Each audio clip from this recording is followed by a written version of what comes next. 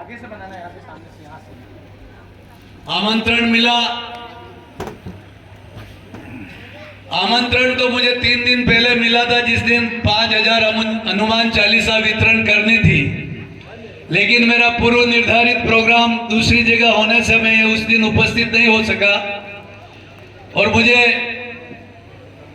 आज समापन पे अवसर पर प्रभु राम के दर्शन करने का सौभाग्य मिला और आप जनता जनार्दन के भी दर्शन करने का अवसर मिला। मैं उपाध्याय जी का बहुत बहुत आभारी हूं कि उन्होंने मुझे इस मौके पर आमंत्रित किया।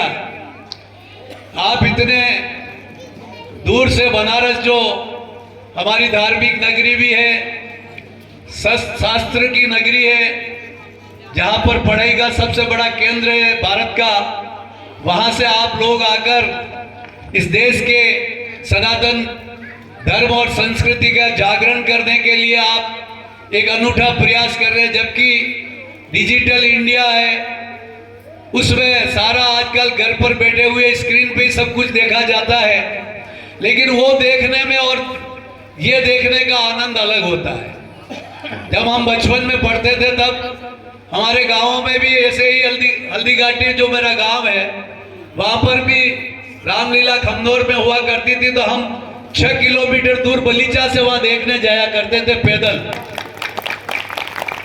और अब तो दुनिया पूरी एक मुट्ठी में आ गई, मोबाइल में सारी दुनिया है, बैठे बैठे सारी दुनिया यही देख लेते हैं। लेकिन जो आज मैं तो आप धर्मपरायण जनता को नमन करता हूं, वंदन करता हूं कि आप वो टीवी के स्क्रीन को छोड़कर साक्षात यहाँ आप रामलीला को देखने आए। और ये रामलीला वही है जो अयोध्या में भगवान राम के साथ चरित्र हुआ, और भाग्यशाली है कि आज राम जी का मंदिर भी बना अयोध्या में। तो ऐसे हमारी हिंदू संस्कृति, सनातन संस्कृति में भगवान राम को ऊंचा स्थान मिला है, क्योंकि वो मर्यादा पुरुषोत्तम थे।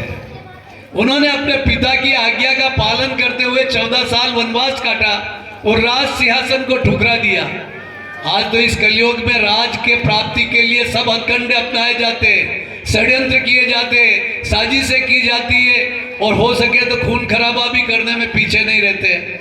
ऐसे समय में राम के चरित्र पर रामलीला देखकर हम जनता को यह शिक्षा मिलेगी कि हमें मर्यादा की पुरुषोत्तम राम की तरफ पालना करनी है, और धर्म के खातिर हमारे को उसकी पालना के लिए कहीं संकट आ जाए, कोई भी दुख आ जाए, कष्ट आ जाए, वो सहन कर लेना, लेकिन सत्य को नहीं छोड़ना है।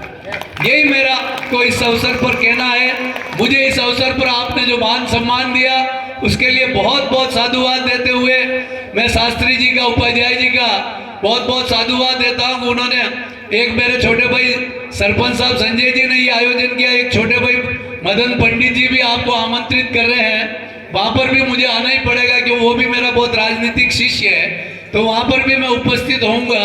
और इस अवसर पर मैं ग्रामवासियों को, जो बड़गांव के और विशेष करके संजय जी और उनकी पूरी टीम ने इस आयोजन को यहाँ करवाकर ग्रामवासियों को जो भक्ति समुद्रों की लहरों में आपको तरबतर करके आनंद दिलाया, उसके लिए भी मैं चाहूंगा कि आप जोरदार पहले उपाध्याय जी के लिए तालियां बजाएं, और फिर हमारे सरपंच साहब और आयोजन कमेटी के लिए तालियां बजाकर धन्यवाद दें। मैं इन 2 पंक्तियों से अपनी वाणी को विराम दूंगा।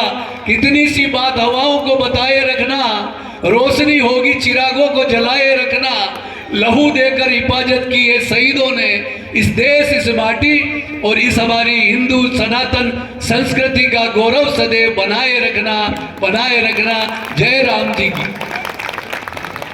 बहुत बहुत धन्यवाद मंत्री जी को, बहुत बहुत साधुवाद। और आपने खमनोर का नाम लिया, भैरूलाल जी बीरवाल जी के